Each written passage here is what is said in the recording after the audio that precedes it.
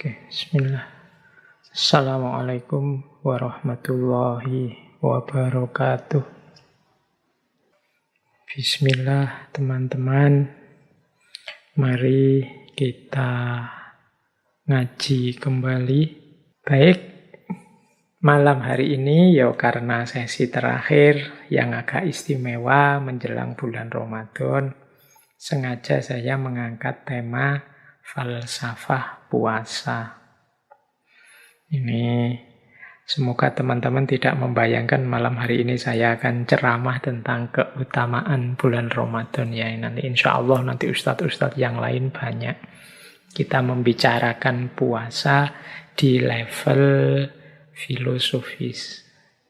Jadi nyuwun sewu nanti kalau ada yang tanya, Pak ayatnya mana, hadisnya mana. Ya teman-teman kan sudah akrab lah dengan ayat dan hadisnya puasa insya Allah. Ini malam hari ini kita tidak fokus ke ayat, tidak fokus ke hadis. Insya Allah semuanya juga sudah menerima, sudah percaya bahwa puasa itu kewajiban yang penuh dengan kemanfaatan. Malam hari ini kita gali makna-makna filosofisnya. Siapa tahu dari makna-makna yang filosofis itu kita menemukan beberapa rahasia yang membuat kita tambah mantap, tambah dalam saat menjalani puasa. Atau pakai istilahnya Kanjeng Nabi itu bisa menikmati keimanan. Berarti nanti kalau kita bisa paham dan tahu rahasia-rahasianya puasa, siapa tahu kita bisa menikmati puasa. Tidak hanya menjalankan puasa, seperti yang kemarin-kemarin kita lakukan. Maka saya tidak akan mengawali dengan surat Al-Baqarah yang ya ayyuhalladzina amanu kutiba alaikumusiyam dan seterusnya, atau hadis-hadis yang berhubungan dengan puasa. Insya Allah itu akan ditemukan oleh teman-teman di banyak kajian yang lain. Malam hari ini kita masuk dengan cara yang berbeda kepada puasa. Kalau menggunakan istilahnya Imam Ghazali, tema kita malam hari ini bisa diberi judul Asrorus Syam. Asror itu level rahasia atau sebut saja level hikmah. Ini kan yang dicari oleh teman-teman para filosof juga yang belajar filsafat. Berpikir sampai level hikmah. Kalau bisa dipetakan, ini kebetulan saya bawa petanya, cara kita menjalani agama itu kan diawali dari iman atau percaya dulu. Setelah percaya, terus kita belajar bagaimana sih cara beriman yang baik. Cara menyembah Allah, menomorsatukan Allah, patuh pada perintahnya, apa saja perintahnya, menjauhi larangannya, apa saja larangannya. Nah, ini level selanjutnya dari iman, yaitu level pemahaman. Jadi setelah percaya, kemudian dipahami, selanjutnya adalah level Islam dan ihsan. Level Islam dan ihsan ini ya level menjalankan, menjalani. Standar minimalnya Islam, kalau ditambah macam-macam yang sunnah-sunnah, yang utama-utama, nanti bisa sampai pada makom ihsan. Jadi dipercaya, kemudian dipahami caranya, isinya, kemudian dijalankan. Nah, masih ada satu level lagi, ya ini levelnya tidak wajib. Orang tidak tahu juga tidak apa-apa, tapi kalau tahu bisa semakin dalam, semakin mantap dalam beragama. Yaitu level asror atau level makna. Asror itu dari kata-kata sir yang artinya rahasia. Inilah yang nanti disebut hikmah.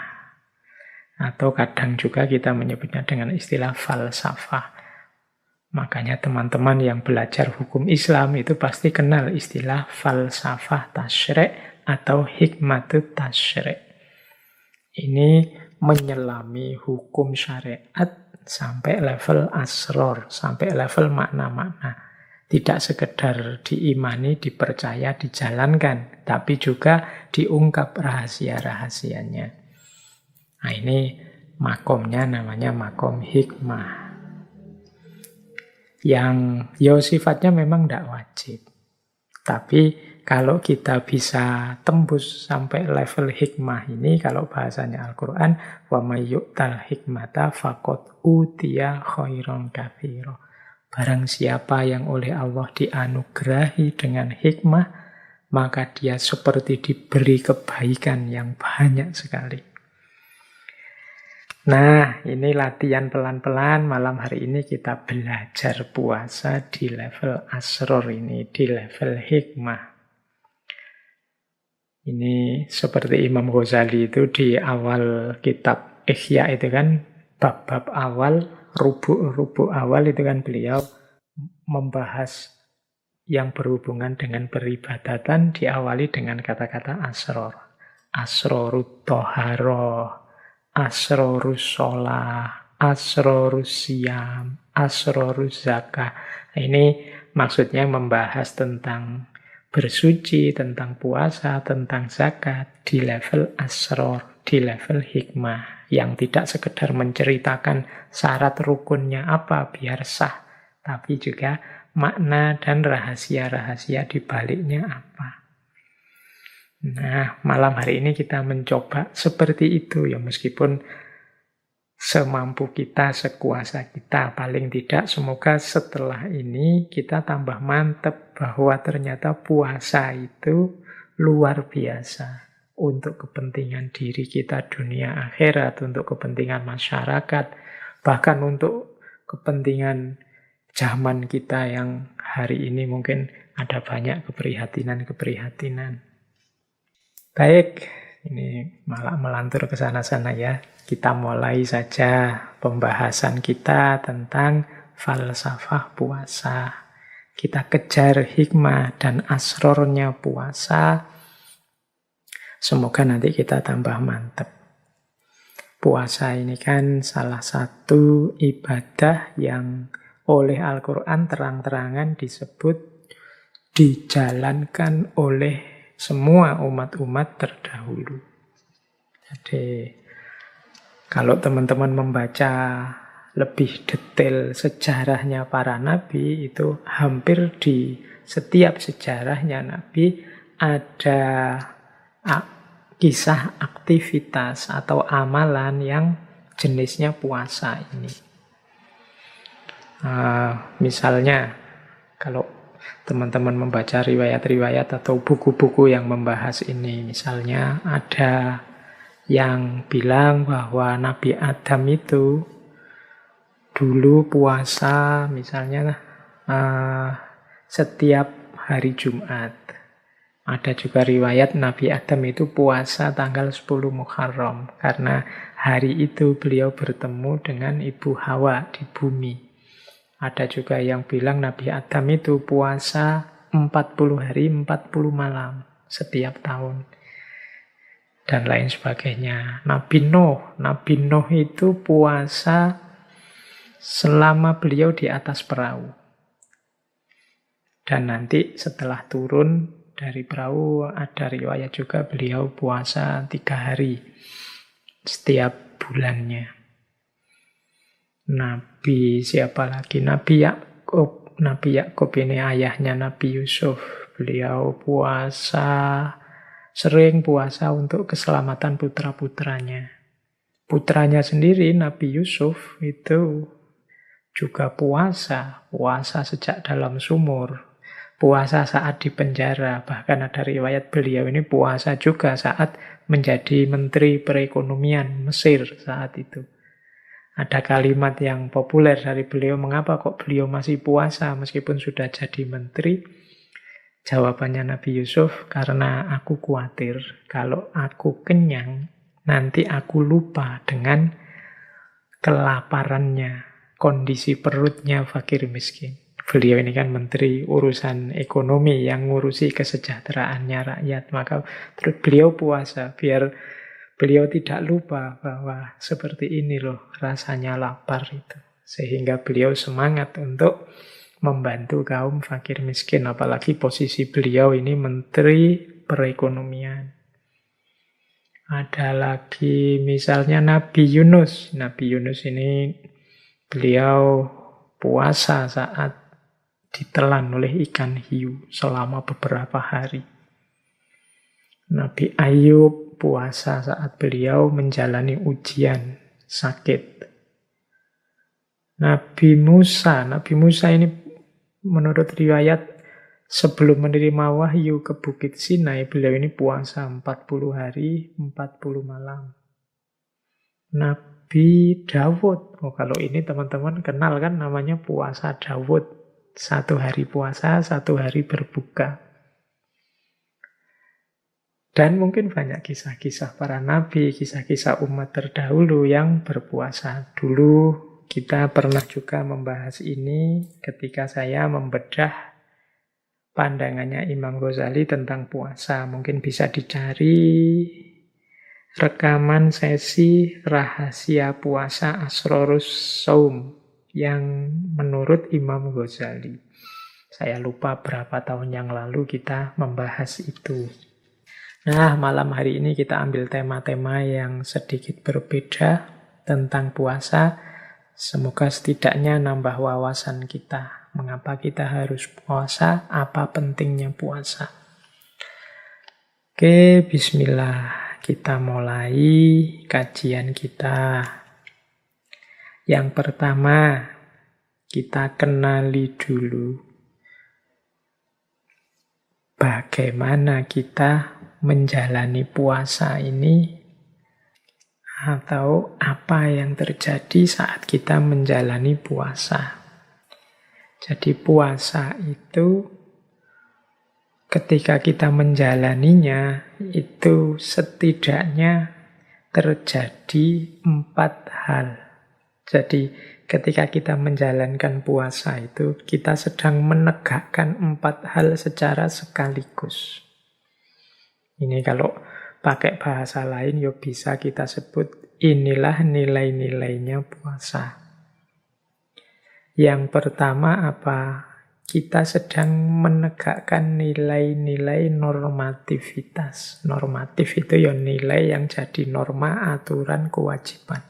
Jadi kita sedang menegakkan kewajiban beragama. Ini namanya nilai normatif. Ya kalau ini kan sudah tidak perlu dijelaskan, ya memang kita diperintahkan untuk puasa. Dan sifatnya wajib di bulan Ramadan. Kutiba alaikumus syiyam. Nah ini namanya nilai normatif yang sedang kita tegakkan. Tapi tidak hanya ini saja. Ketika kita menjalani puasa, kita juga sebenarnya sedang melakukan pembersihan diri. Nah, ini namanya nilai purifikatif. Makanya nanti dalam surat Al-Baqarah itu puasa itu disebut puncaknya adalah ketakwaan. Orang yang bertakwa itu kan orang yang batinnya jernih sehingga anggota tubuhnya secara otomatis sukarela menjalani perintahnya dan menjauhi larangannya. Nah, puasa membersihkan kekotoran-kekotoran diri kita, hasrat, hawa nafsu, dan macam-macam dikontrol, dikendalikan, ditahan waktu puasa. Ini namanya kita sedang melakukan purifikasi, pembersihan. Nah, yang ketiga, ini kan berarti nilai pertama nilai normatif, nilai kedua nilai purifikatif. Puasa itu kita menjalani kewajiban sekaligus membersihkan diri. Yang ketiga nilai preventif. Preventif ini nilai pencegahan.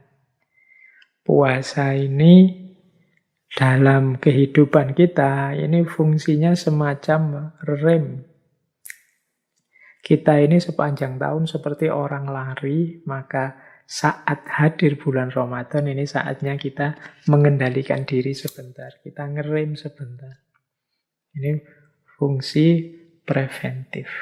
Bahkan tidak hanya Ramadan, ada banyak hadis yang menjelaskan bagaimana puasa itu adalah benteng kita. As-saumu junnatun. Jadi, dan ini tidak hanya di bulan Ramadan, Rasulullah itu menyarankan misalnya, wahai anak-anak muda, barang siapa yang sudah mampu, kawinlah. Tapi yang tidak mampu, puasalah. Karena puasa bisa jadi benteng. Nah, ini namanya fungsi preventif. Kalau sedang tidak puasa, kita buka diri kita selebar-lebarnya, maka apapun bisa masuk ke dalam diri kita. Yang baik maupun yang buruk, yang kotor maupun yang indah masuk semua. Tapi ketika kita puasa, kita dilatih untuk preventif, menahan diri, memasukkan ke dalam diri kita yang baik-baik saja. Khawatir puasanya batal. Jadi puasa berfungsi preventif. Itu nilai ketiga yang kita hidupkan saat kita puasa. Pak, tapi saya kalau puasa itu sebenarnya tidak terlalu jadi benteng juga, Pak. Saya itu masih buka HP, kadang masih main apa, kadang ngomongnya juga masih tidak kontrol. Nah, itu berarti puasanya kurang sempurna. Levelnya mungkin masih level paling bawah, kalau di Imam Ghazali masih levelnya awam. Harusnya puasa bisa bernilai preventif. Jadi mencegah kita, membentengi kita dari hal-hal yang sulit kita hindari kalau kita pas tidak puasa. Boleh dipraktekkan. Kalau teman-teman sedang merasa galau, sedang merasa sedih, sedang merasa ada masalah, sedang merasa terancam oleh apa, dan macam-macam, boleh melakukan puasa. Karena dia punya fungsi junnah. Dia punya fungsi jadi benteng. Yang keempat, puasa berfungsi preservatif. Kalau preventif itu menjaga, preservatif itu memelihara. Preventif itu membentengi, preservatif itu memelihara. Teman-teman pasti sudah hafal hadis misalnya sumu tasihu, berpuasalah maka kalian akan sehat. Ini fungsi preservatif. Tadi saya bilang puasa ini semacam rem, paling tidak rem yang mengendalikan agar tubuh fisik kita ini tidak terlalu capek, tidak terlalu lelah bekerja terus-menerus dari pagi sampai malam. Ada istirahatnya. Ini lebih menyehatkan. Nanti ada fungsi-fungsi puasa selanjutnya. Tapi yang jelas puasa juga berfungsi preservatif. Memelihara kita biar sehat, jasmani, rohani, mental, spiritual. Jadi ketika kita menjalani puasa secara sekaligus kita menegakkan 4 nilai. Yang pertama nilai normatif, bahwa puasa itu adalah kewajiban. Yang kedua nilai purifikatif, bahwa puasa itu membersihkan kotoran-kotoran dalam diri kita, khususnya kotoran batin. Yang ketiga, puasa itu bernilai preventif karena kita mampu menjaga diri kita dari hal-hal yang merusak lahir maupun batin saat puasa. Dan yang keempat, puasa bernilai preservatif. Preservatif itu memelihara diri kita, membantu kita untuk lestari jasmani, rohani, mental, spiritual. Oke, jadi ini pertama yang harus kita ingat-ingat saat menjalani puasa. Biar kita lebih serius lagi dalam berpuasa. Nah, kemudian kalau ini secara intelektual, penggalian kita pada puasa semoga membuahkan beberapa pelajaran-pelajaran. Nah, ini pelajaran dari puasa itu apa saja sih? Nah, ini coba kita gali ya. Dari aktivitas kita puasa itu kita bisa mengambil pelajaran apa? Yang tadi sih jelas kita sedang menghidupkan 4 nilai. Tapi kira-kira di luar 4 nilai itu, pelajaran apa yang bisa kita ambil dari puasa? Di catatan saya yang malam hari ini saya bawa itu setidaknya ada 7 pelajaran yang bisa kita gunakan, kita ambil dari aktivitas kita berpuasa. Oke, 7 ini yang pertama adalah kepatuhan, yang kedua adalah riyadhah atau pelatihan, yang ketiga adalah pengorbanan, yang keempat penyucian, yang kelima perjuangan, yang keenam keikhlasan, yang ketujuh adalah iktibar tentang diri kita. Nah ini, yuk kita perhatikan pelan-pelan. Siapa tahu bisa jadi bahan kultum kita Ramadan besok ya. Oke, baik. Kita mulai pelajaran dari puasa. Yang pertama adalah pelajaran tentang kepatuhan. Jadi kita yang menjalankan puasa ini sebenarnya sedang mematuhi perintahnya Allah.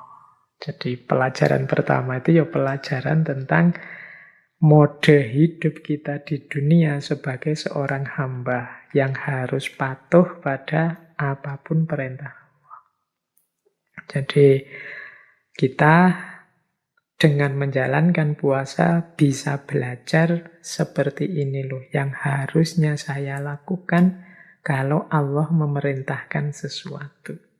Jadi pelajaran tentang kepatuhan terhadap perintahnya. Pelajaran yang kedua adalah pelajaran tentang riyadhah, pelatihan.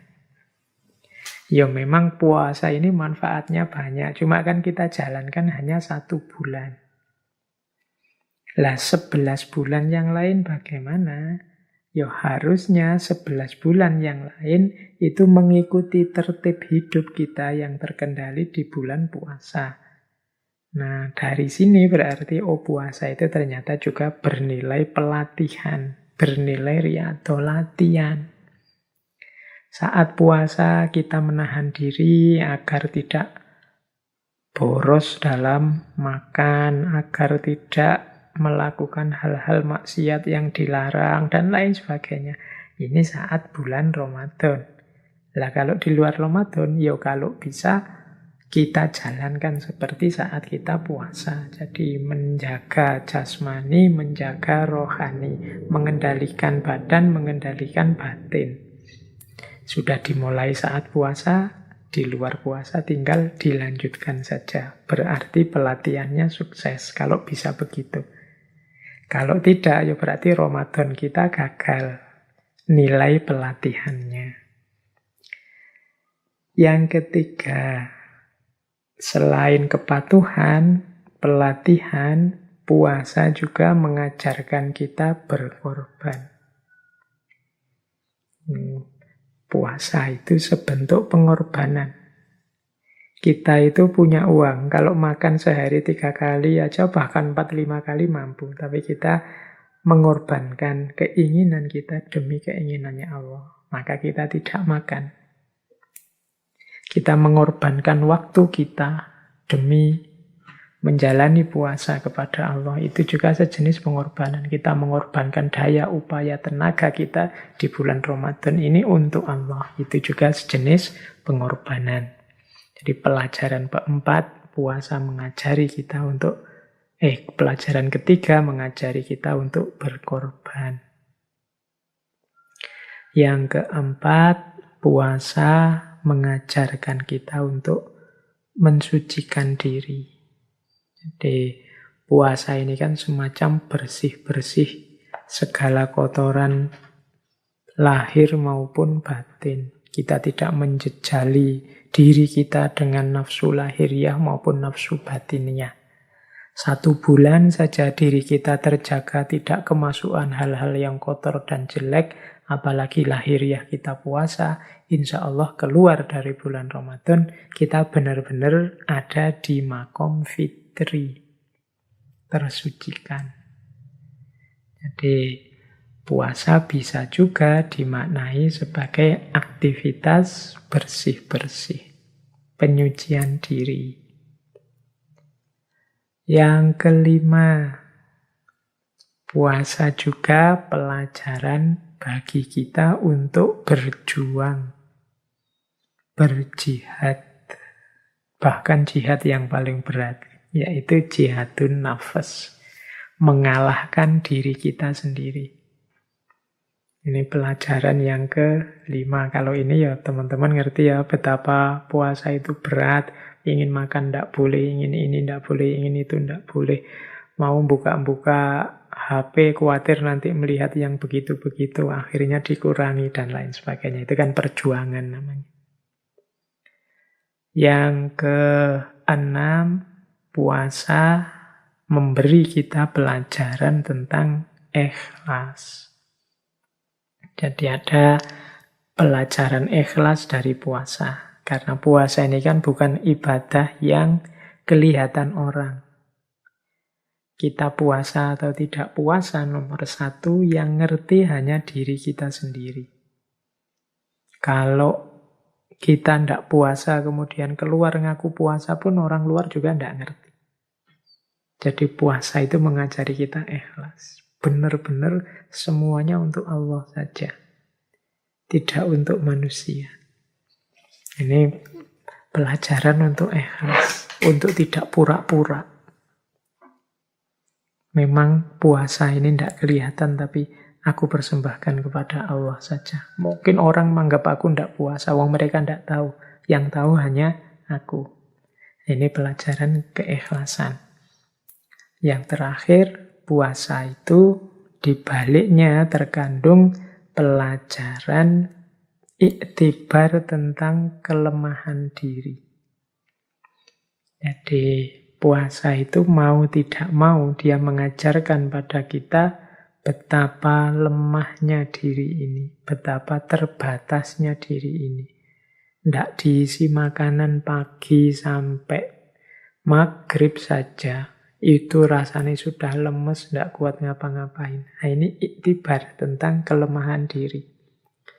Manusia ini kan penting untuk menyadari kelemahan dirinya, keterbatasan dirinya. Nah, puasa tidak memberi ceramah tentang seperti apa kelemahan diri dan keterbatasan diri kita. Puasa langsung saja menyuruh kita tidak makan dari subuh sampai maghrib, dan di situ tiba-tiba kita sadar, oh ternyata aku ini lemah. Aku ini terbatas. Sebanyak apapun harta, sepinter apapun aku, begitu puasa, ya pas menjelang buka juga lemes. Ternyata aku ini lemah. Nah, jadi dari puasa kita bisa beriktibar tentang kelemahan diri kita. Oke, berarti ada berapa tadi? 1, 2, 3, 4, 5, 6, 7. Puasa memberi kita pelajaran tentang kepatuhan, pelajaran tentang riyadhah, melatih diri, pelajaran tentang pengorbanan, pelajaran tentang penyucian, pelajaran tentang perjuangan, pelajaran tentang keikhlasan, dan pelajaran tentang kelemahan diri. Oke, ini boleh dicatat sama teman-teman, nanti saat menjalani puasa boleh dicentangi 7 ini. Apakah sudah sepenuhnya aku patuh? Apakah sukses pelatihanku di bulan Ramadan ini? Sudahkah aku siap berkorban dalam menjalani puasa? Siap berkorban itu ya seperti tadi, tidak hanya berkorban fisik menahan lapar, tapi mungkin berkorban daya, upaya, usaha, energi untuk tidak melakukan yang tidak disukai oleh Allah. Kemudian apakah puasa juga punya daya pembersihan terhadap diriku? Sudahkah aku serius berjuang sebagaimana saat puasa? Menaklukkan diri sendiri, menaklukkan hawa nafsu, ambisi, hasrat. Adakah aku ikhlas dalam puasa? Dan sudahkah aku sadar bahwa diri ini lemah? Oke, jadi selain tadi ya ada 4 nilai, kemudian ada 7 pelajaran yang bisa kita ambil dari puasa yang kita jalani. Oke, ambil nafas sebentar. Kita cari lagi materi yang lain di level hikmahnya puasa. Nah, selanjutnya hikmah puasa untuk diri kita secara individu. Wah, ini ternyata banyak hikmahnya. Hikmah ini berarti rahasianya. Puasa untuk diri kita sendiri ternyata punya rahasia, itu di catatan saya, kesehatan dan kekuatan fisik, kesehatan dan kekuatan mental, kesehatan dan kekuatan spiritual, juga kesehatan dan kekuatan bahkan sosial dan politik. Ini untuk diri kita ya, diri kita sendiri. Nah, yang pertama kesehatan dan kekuatan fisik. Wah, kalau ini ya teman-teman bisa googling. Hari ini banyak dokter-dokter ahli kesehatan yang berteori bagaimana manfaatnya puasa untuk kesehatan. Macam-macam. Misalnya, ada yang saya ingat begini, ada yang dokter menyatakan bahwa puasa itu secara signifikan bisa menurunkan tekanan darah, kolesterol, trigliserid, kemudian juga hal-hal yang berhubungan dengan ketegangan diri, ketegangan fisik. Nah, itu bisa turun dengan puasa. Yo, teman-teman, kalau yang ini bisa merasakan sendirilah. Puasa itu ada yang bilang juga bisa mengurangi peradangan. Dan nanti bisa mencegah gangguan Alzheimer. Alzheimer itu pikun. Ada pula yang bilang puasa itu bisa melindungi kesehatan otak. Jadi meningkatkan pembentukan sel-sel saraf untuk meningkatkan fungsi kognitif kita. Dan mungkin segudang lagi yang lain manfaatnya puasa. Ini asror, hikmah atau rahasia di level medis. Kita mungkin tidak pernah berpikir sejauh itu. Kita mungkin ya puasa saja. Tapi di balik itu ternyata ada rahasia-rahasia medis. Jadi keuntungan untuk kita dari ranah kesehatan. Ya, ini salah satu indikasi yang sering saya bilang bahwa Allah itu begitu sayang pada kita. Kalau memerintahkan sesuatu, selalu saja orientasinya bukan keinginannya Allah saja, tapi kepentingannya manusia. Apapun yang diperintahkan oleh Allah selalu punya rahasia. Di balik itu ada nilai penting, bahkan mungkin sangat penting untuk manusia. Ya seperti saya jelaskan tadi, ini baru dari sisi medis saja. Bagaimana puasa itu ternyata menjadi sumber kesehatan, banyak membantu kita untuk memperoleh kesehatan. Ya ini namanya asror. Saya bilang tadi level asror atau hikmah itu ya kita tidak ngerti ini atau tidak nyampe ke sini, pikiran kita tidak masalah. Kita dapatkan kesehatan tanpa sadar bahwa itu sebenarnya hasil dari puasa. Itu kan sering seperti ini, tapi tidak masalah seperti itu.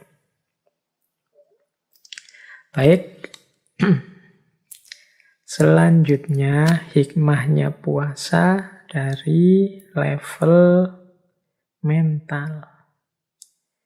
Jadi puasa ternyata juga punya manfaat kesehatan mental. Ya, paling mudah kelihatan itu dengan berpuasa, orang dituntut mengendalikan dirinya, hawa nafsunya, hasrat ambisinya. Puasa itu kan makna harafiahnya sering disebut adalah al-imsak, menahan diri.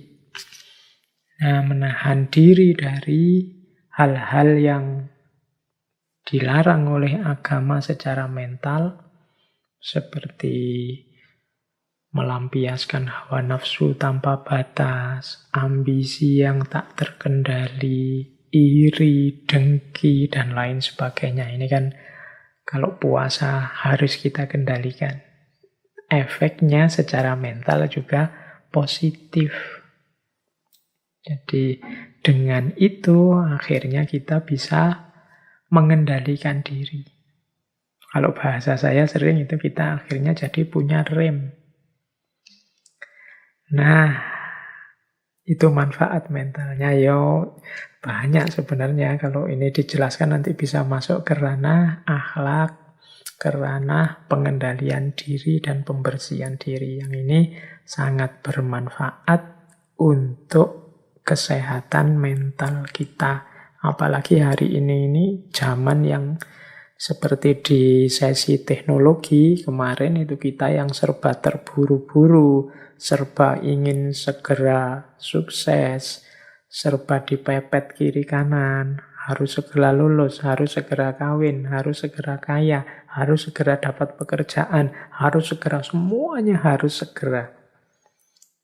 Nah, goncanglah mental kita. Nah, dengan puasa kita bisa mengendapkan semua itu agar tidak meruntuhkan hidup kita. Pelan-pelan kita tenangkan diri, kita stabilkan mental. Puasa menyediakan momen untuk itu. Itu yang kedua. Yang ketiga juga ternyata puasa punya hikmah spiritualnya. Ya kalau ini tidak perlu saya jelaskan ya, puasa itu pastinya ibadah yang disukai Allah. Satu-satunya ibadah yang kata Allah ini untukku dan aku akan membalasnya sendiri secara khusus. Puasa adalah jalan yang ringkas untuk kita bisa dekat, sedekat mungkin dengan Allah. Ini berarti sisi spiritualitasnya puasa.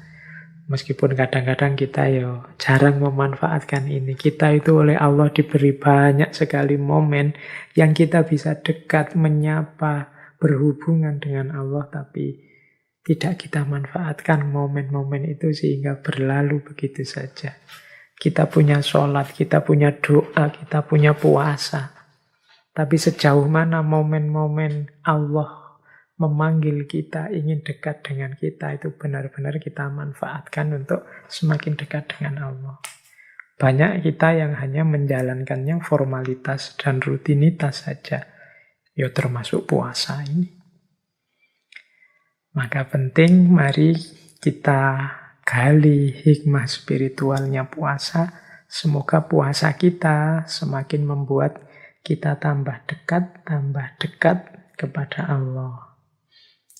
Kemudian kalau itu hikmah yang ketiga. Yang keempat, hikmah kesehatan dan kekuatan sosial serta politik. Ini isinya hikmah sosial politik. Ini yang berhubungan dengan puasa. Itu di situ saya tulis setidaknya ada di 4 variabel. Yang pertama apa? Puasa membuat kita sadar terhadap kelemahan kita. Kemudian yang kedua, membuat kita sadar bahwa kita ini dengan semua makhluk Allah yang lain ternyata setara, khususnya dengan manusia yang lain, kita juga setara, tidak ada yang lebih tinggi, tidak ada yang lebih rendah.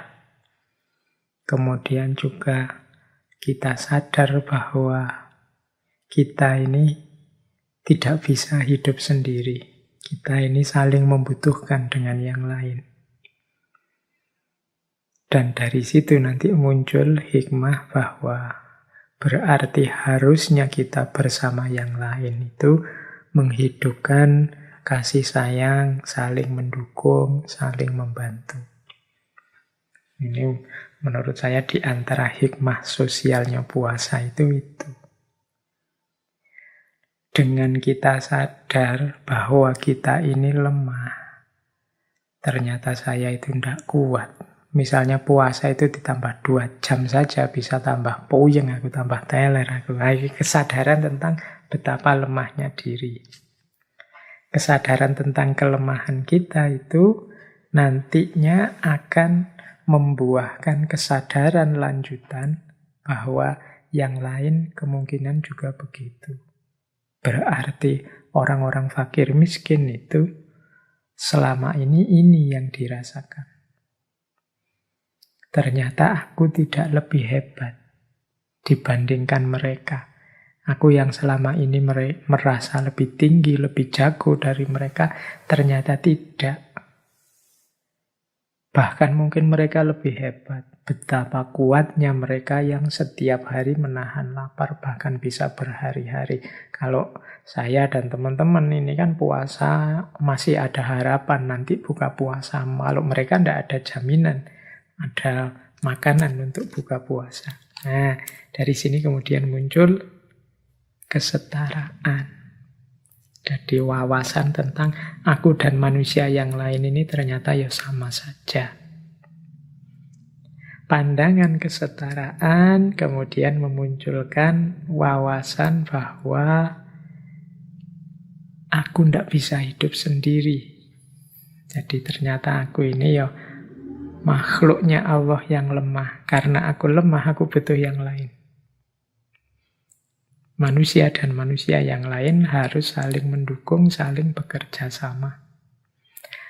Aku mungkin harus membantu yang miskin karena kekayaanku, yang miskin mungkin juga kubutuhkan bantuannya, mungkin tenaganya, mungkin waktunya, dan lain-lain. Jadi ini kesadaran lanjutannya.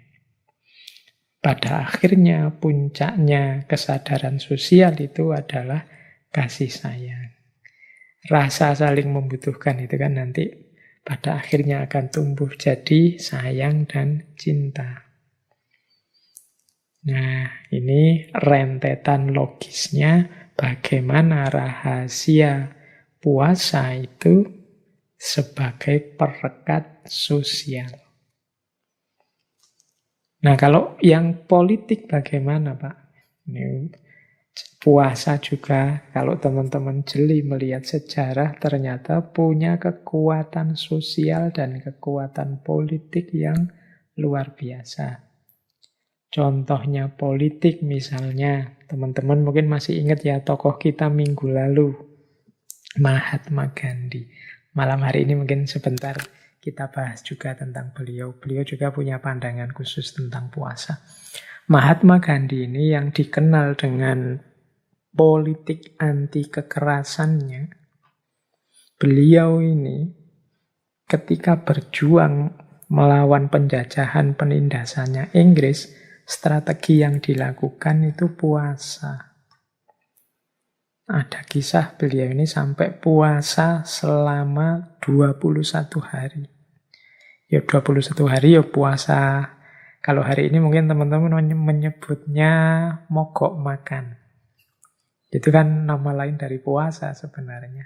Itu kan menunjukkan bahwa ternyata puasa itu juga punya daya tekan politik. Dia punya power untuk mempressure yang lain.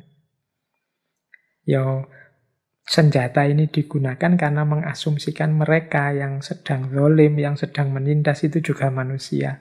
Diharapkan dia tersentuh hatinya melihat kita yang unjuk rasa dengan puasa dan mogok makan. Ini dilakukan zaman itu oleh Gandhi karena beliau tidak mau melawan dengan kekerasan.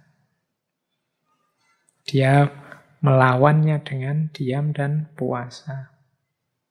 Ini perlu juga kita ambil pelajarannya. Oh, ternyata puasa juga bisa seperti itu.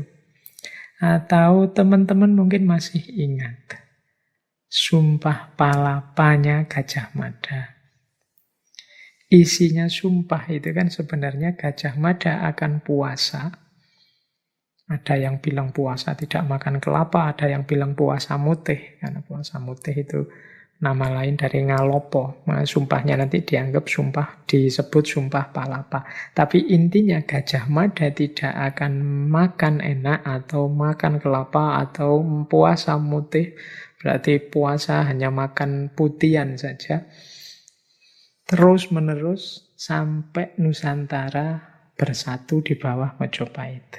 Jadi sebelum menyatukan kerajaan-kerajaan di seputar Nusantara, beliau tidak akan makan. Oh, dorongan ini kan luar biasa, berarti dengan dorongan puasa ini Gajah Mada jadi sangat serius. Gajah Mada jadi sangat mengerahkan segala daya upayanya untuk sukses di ranah politik. Jadi sumpah palapa yang kita kenal itu tidak akan makan sampai Nusantara bersatu.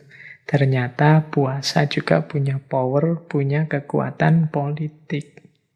Nah, ini menurut saya menarik bahwa ritual agama yang diwajibkan oleh Allah, ibadah yang ditekankan oleh Allah, itu ternyata tidak hanya sekedar membutuhkan kesungguhan kita menjalani sebagai manifestasi kepatuhan, tapi ternyata di balik itu ada rahasia-rahasia, ada hikmah-hikmah. Ini saya menyampaikan yang terjangkau, yang banyak disampaikan di kiri kanan kita selama ini. Dari sisi medis, dari sisi mental, dari sisi spiritual, dari sisi sosial, bahkan juga dari sisi politik. Oke, yang tadi saya bilang di depan, memahami asror, memahami hikmah akan membuat ibadah kita semakin dalam, semakin mantap, semakin bisa merasakan nikmatnya iman. Semoga dengan ngerti serba sedikit ini tadi, besok kalau kita puasa tambah mantap, tambah serius. Karena ternyata hikmahnya besar. Baik, kita lanjutkan untuk membongkar hikmah-hikmah di balik puasa. Selanjutnya, mari kita tengok sebentar hakikat dari tindakan kita berpuasa. Kalau saya memutuskan untuk puasa, itu berarti apa sih? Nah, ini kita sedikit bermain logika. Jadi kalau kita memutuskan untuk puasa, itu sebenarnya ada beberapa maknanya. Yang pertama apa? Begitu kita memutuskan untuk puasa, berarti kita sedang memilih kehendaknya Tuhan dan bukan ego kita sendiri. Puasa ini kan perintahnya Tuhan, amanat dari Tuhan yang harus kita jalankan. Allah menginginkan kita puasa. Sementara kita sendiri kalau mau jujur kan inginnya tidak dihalang-halangi, tidak dibatas-batasi. Kalau menginginkan makan, menginginkan minum, menginginkan hubungan seks dengan siapa saja, dan lain sebagainya. Begitu kita lebih milih puasa, itu kan artinya berarti kita lebih memilih kehendak Tuhan dibandingkan ego keinginan kita sendiri. Jadi ini keutamaannya yang pertama. Jadi dibalik keputusan kita berpuasa. Ini keputusan yang sungguh-sungguh ya, bukan puasa hanya karena terpaksa atau hanya karena ikut orang lain atau puasa hanya karena sebagai tindakan yang sudah kadung, kalau bahasa Jawanya kadung itu, ya sudah terlanjur jadi orang Islam, gimana lagi Pak, harus puasa. Itu kalau seperti ini tidak ada nilainya, keterpaksaan itu kan tidak ada nilainya. Tapi kalau kita dengan sadar memilih puasa, meskipun kita tahu diri kita ini sebenarnya lebih senang kalau tidak puasa, ini berarti menunjukkan bahwa kita lebih memilih kehendaknya Tuhan dibandingkan keinginan egois kita. Maka tadi teman-teman, kalau madrasah puasa, pelatihan puasa ini sukses, besok kalau kita sudah selesai Ramadan, ayo kita ingat-ingat jagonya kita di bulan Ramadan ini. Kejagoan kita di bulan Ramadan ini apa? Lebih milih keinginannya Allah dibandingkan keinginan kita sendiri. Kalau nanti setelah puasa ini kita masih bisa begini, berarti pelajaran kita di bulan puasa sukses. Yang kedua, senada dengan tadi, lebih memilih kehadiran Tuhan dibandingkan kesenangan sendiri. Jadi berpuasa ini kan semacam dimensi spiritual yang menghadirkan Tuhan dalam kehidupan kita. Sementara hadirnya Tuhan itu kan sering dalam tanda petik mengganggu kesenangan kita. Kita ini kan inginnya hidup itu seneng-seneng, apa saja yang kita inginkan terpenuhi, meskipun kadang yang kita inginkan itu tidak positif. Tapi dengan memilih berpuasa, yang di situ kita dilarang banyak hal, lahir maupun batin, sehingga sebenarnya hakikatnya kita itu tidak terlalu suka dengan puasa, tapi tetap kita lebih milih puasa. Karena kita lebih memilih kehadiran Tuhan dalam hidup kita dibandingkan kesenangan kita sendiri. Nah, ini makna yang kedua. Semoga ini juga nanti bisa tetap hidup setelah puasa selesai. Semangat lebih memilih Tuhan daripada kesenangan kita sendiri. Yang ketiga, ketika kita berpuasa, hakikatnya kita ini sedang mengakui bahwa kita ini lemah. Yang bisa menolong hanya Allah. Ternyata kita ini butuh Allah, perlu Allah. Nah, ini kesadaran yang dimunculkan dari tindakan kita berpuasa. Jadi pengakuan, aku lemah ya Allah, aku ini membutuhkan. Makanya ku jalani puasa, ku tunjukkan betapa aku ini tidak kuat, aku ini lemah. Banyak kekuranganku, hanya Engkau yang bisa membantu. Kemudian yang keempat, hakikat tindakan puasa adalah situasi ketika kita merendahkan diri. Merendahkan diri itu kan menunjukkan betapa kita ini lemah, betapa kita ini rendah. Kita harus berjuang mati-matian mengatasi godaan nafsu, ambisi, dan lain sebagainya. Tapi tidak masalah, karena kesadaran bahwa kita lemah itu hakikatnya menunjukkan kita sedang dalam proses untuk naik. Jadi ini agak unik, sadar bahwa kita lemah, tapi kesadaran bahwa kita lemah itu ternyata secara spiritual kita ini sedang meningkat. Kebalikannya, kalau ada orang menyadari dirinya atau menganggap dirinya sebagai yang tinggi, yang jago, yang hebat, justru secara spiritual biasanya dia turun. Nah, puasa ini momen kebalikannya. Kesadaran bahwa aku ini lemah dan rendah, tapi begitu kesadaran ini muncul, sejatinya level spiritual kita sedang naik. Banyak juga orang puasa yang tidak muncul kesadaran ini, ya mungkin karena puasanya banyak yang hanya formalitas, yang oleh Rasulullah disebut hanya mendapatkan lapar dan hausnya saja. Jadi ini sedikit uraian untuk menjelaskan apa sih hakikat tindakan puasa itu. Jadi ketika kita memilih berpuasa, berarti kita sedang memilih kehendaknya Tuhan dibandingkan keinginan egois kita. Kita lebih memilih kehadiran Tuhan dibandingkan kesenangan kita sendiri. Kita memilih untuk mengakui bahwa kita ini lemah dan membutuhkannya. Tidak mungkin kita sukses, kita berhasil, kita jaya dengan daya kita sendiri yang lemah.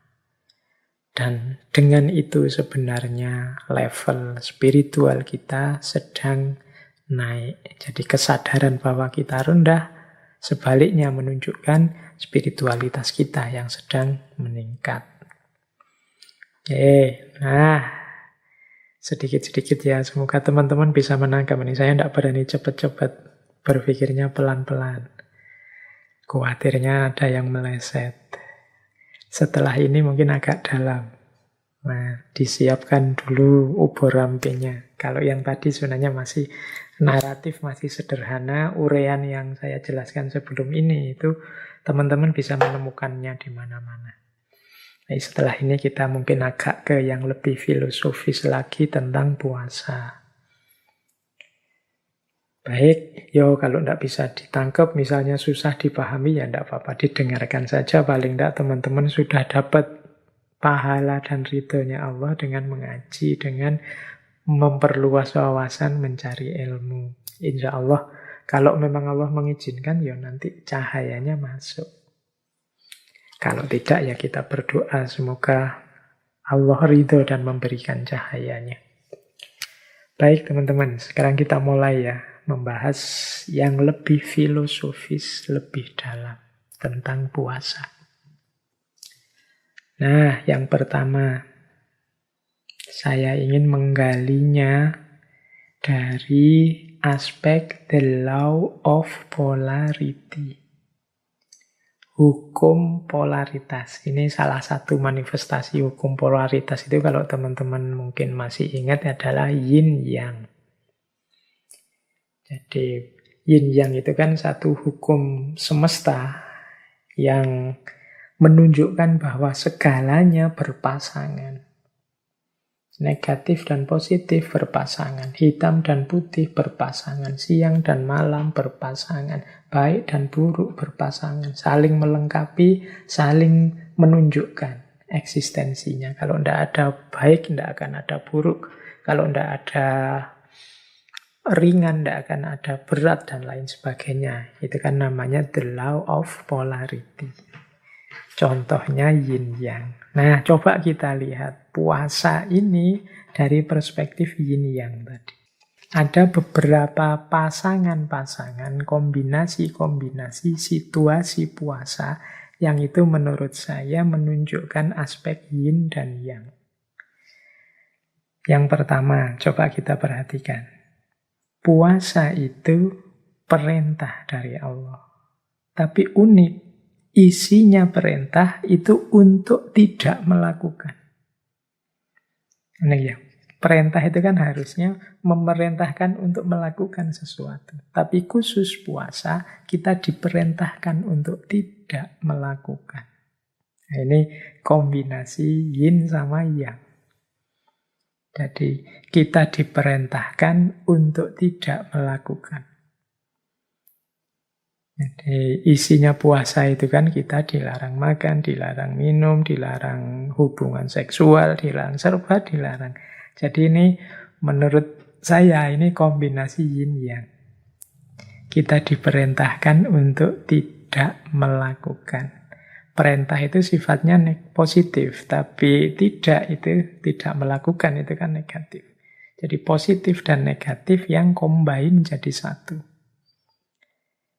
Ini teman-teman yang tertarik dengan filosofi perintah untuk tidak melakukan ini bisa membaca karyanya Ibnu Arabi di Futuhat. Bagaimana makna puasa itu sebagai perintah tapi isinya tidak melakukan. Ini sejenis kombinasi dari yin dan yang.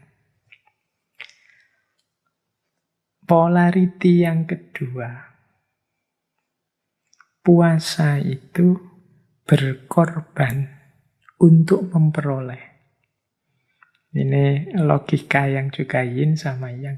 Harusnya mengorbankan itu kan kehilangan. Aku mengorbankan tenaga, mengorbankan harta, mengorbankan waktu. Itu kan kehilangan namanya. Tapi dalam puasa ini kita mengorbankan banyak hal, tapi pengorbanan ini dalam rangka memperoleh banyak hal yang lain. Kita mengorbankan makan, kita mengorbankan minum, kita mengorbankan kebebasan kita untuk ngomong aneh-aneh dan macam-macam, itu kan kita korbankan karena kita tidak mau puasanya batal. Tapi hakikatnya kita dalam rangka memperoleh, bahkan memperoleh yang lebih besar. Kalau puasa kan kita menyebutnya la'alakum tattaqun, itu kan memperoleh ketakwaan. Jalannya apa? Dengan memberikan, mengorbankan.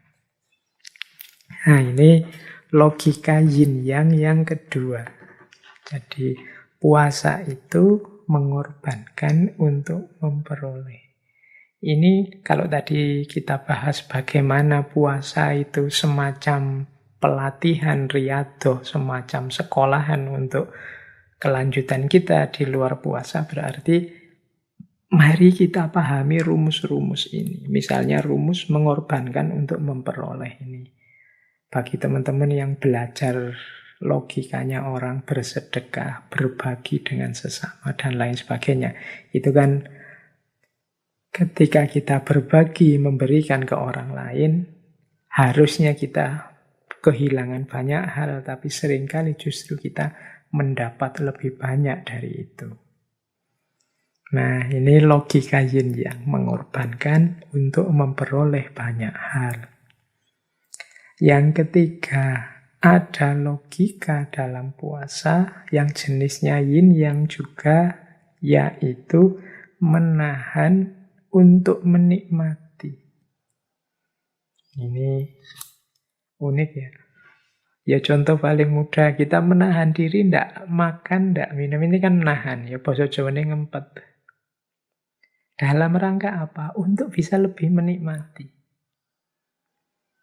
Ilustrasinya sederhana saja, ndak usah rumit-rumit.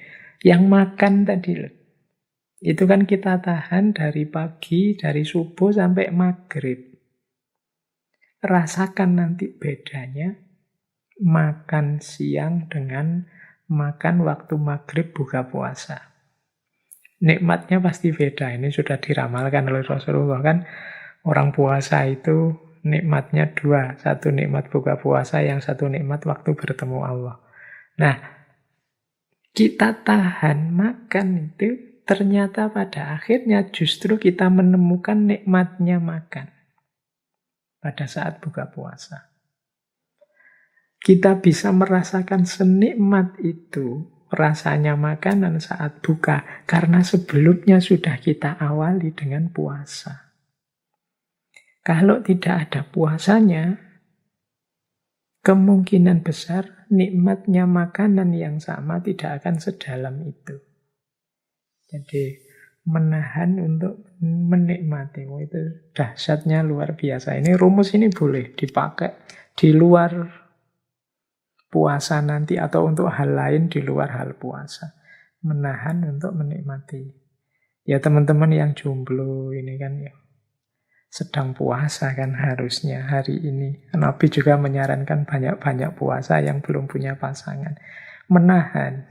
Nanti jangan khawatir. Panennya ketika kalian menikah. Jadi nikmat yang dirasakan akan luar biasa. Bedakan dengan yang tidak puasa. Dalam tanda petik ini tidak suudzon ya. Misalnya kalau ada yang jomblo sih belum menikah, tapi tiap hari jajan, tiap hari sebut saja seks yang bebas, yang tidak aturan itu. Nah, ini tidak ada puasanya. Maka menikah jadinya tidak ada rasanya juga, tidak sakral, wong wis tahu, wis bentino, wis bolak-balik. Tidak terkena hukum menahan untuk menikmati ini. Jadi ini bisa diterapkan untuk banyak hal.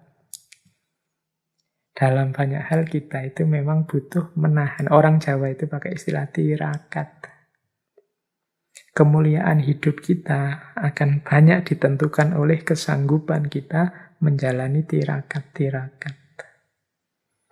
Karena ada hukum menahan untuk menikmati.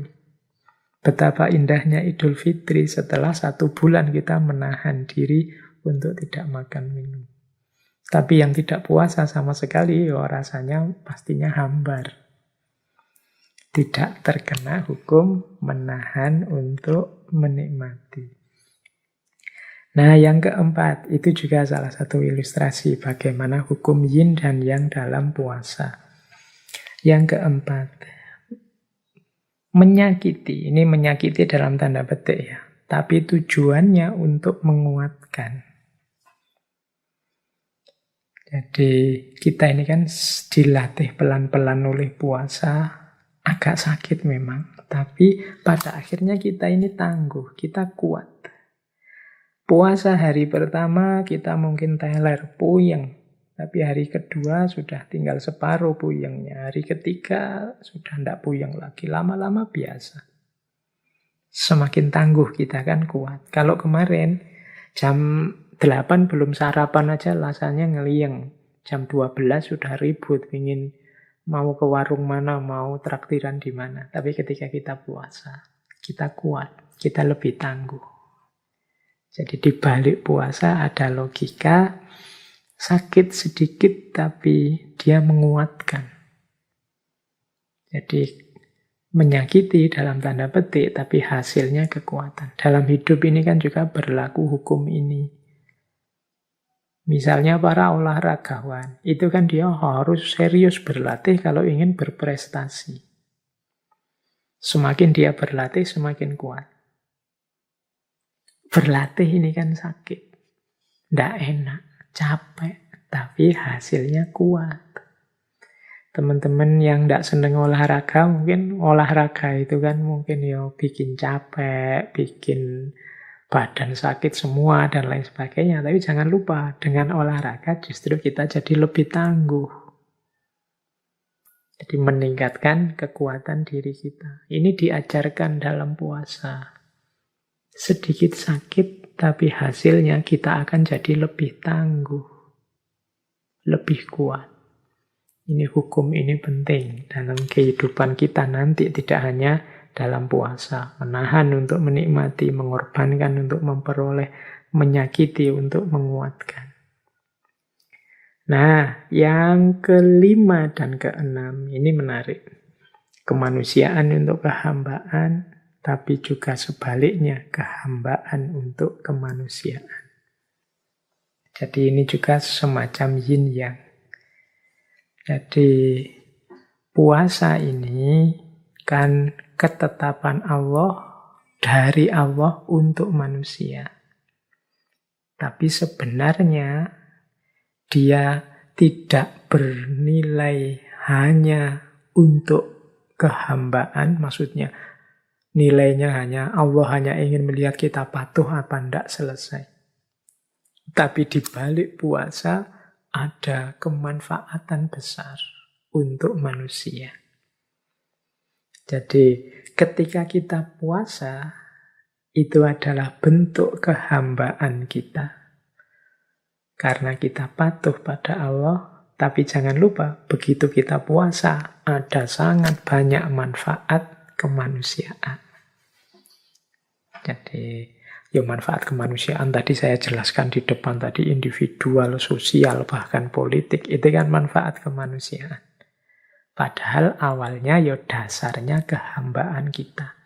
Itu berarti kehambaan yang sekaligus kemanusiaan. Nah, puasa ini kita jalani ya di level manusia, sebagai manusia, dengan cara-cara yang manusiawi. Meskipun begitu, dia hakikatnya adalah penghambaan kita kepada Allah. Jadi kemanusiaan untuk kehambaan, kehambaan untuk kemanusiaan. Hal-hal yang baik, yang manusiawi, yang kita jalankan, itu hakikatnya adalah kehambaan kita, kepatuhan kita terhadap perintahnya Allah, termasuk puasa. Inilah kemanusiaan untuk kehambaan. Perintahnya Allah apapun yang kita jalankan, pasti ada hikmah, ada manfaatnya untuk kita sebagai manusia, dalam bentuk apapun. Itulah kehambaan untuk kemanusiaan. Jadi, tidak pernah ada sia-sia atau mubadzirnya perintah Allah pada kita itu. Demikian juga, Tidak pernah ada sia-sia mubazirnya segala perbuatan baik, perbuatan benar yang kita lakukan. Jadi dua-duanya dan semuanya bernilai kemanusiaan sekaligus kehambaan. Di dalam rangka kita mengabdi pada Allah, kita akan mendapatkan keuntungan dalam hidup kita menjalani yang kita jalani sebagai manusia. Ketika kita jadi manusia, melakukan tugas sebagai khalifah, melakukan aneka kebaikan, jangan khawatir, itu juga sebenarnya sifatnya ketuhanan. Menunjukkan bakti kita, penghambaan kita kepada Allah. Ini satu paket. Makanya tadi saya sebut ini yin dan yang. Nah, inilah salah satu bentuk pendalaman filosofis kita terhadap puasa. Di baliknya ternyata tersembunyi aneka nilai-nilai, termasuk the law of polarity. Yang hari ini kan antara lain kita kenal sebagai hukum yin dan yang. Ada pasangan-pasangan. Ini semoga tetap nanti hidup dalam setelah selesai puasa, tidak hanya saat puasa saja prinsip-prinsip ini. Yaitu misalnya mengorbankan untuk memperoleh, menahan untuk menikmati, menyakiti, tapi pada saatnya untuk menguatkan. Ini dalam banyak konteks kita perlukan cara berpikir seperti ini. Oke, baik. Kita cari cara yang berbeda untuk mendalami puasa kita. Kita coba jelajahi ya gagasan-gagasannya para filosof sepanjang sejarah tentang puasa. Tidak hanya yang muslim, kita cari aneka filosof siapa saja, pelan-pelan. Kita coba, pertama, kita temui mbahnya para filosof yang kita kenal, Plato. Plato ini satu ketika pernah menyatakan, aku berpuasa agar fisik dan mentalku lebih efisien. Jadi Plato ini filosof besar, orang pinter di masa lalu yang jasanya banyak untuk kehidupan intelektual manusia di bumi. Di antara strategi beliau agar tetap sehat fisik dan mentalnya, itu jalannya puasa.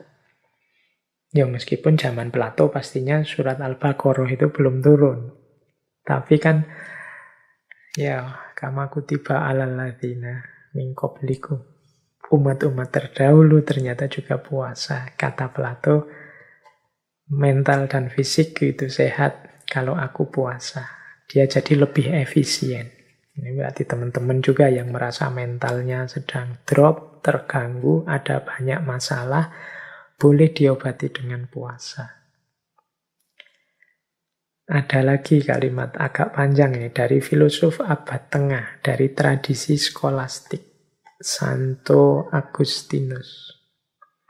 Kalau ini ya seperti yang kita jelaskan tadi, ini seperti Imam Ghazali cara beliau menjelaskan puasa. Kata beliau begini, puasa itu membersihkan jiwa, meningkatkan pikiran, menspiritualkan yang fisik, menumbuhkan rasa sesal dan kerendahan hati, menyingkirkan hambatan nafsu, memadamkan api ketamaan, dan menyalakan cahaya sejati kesucian.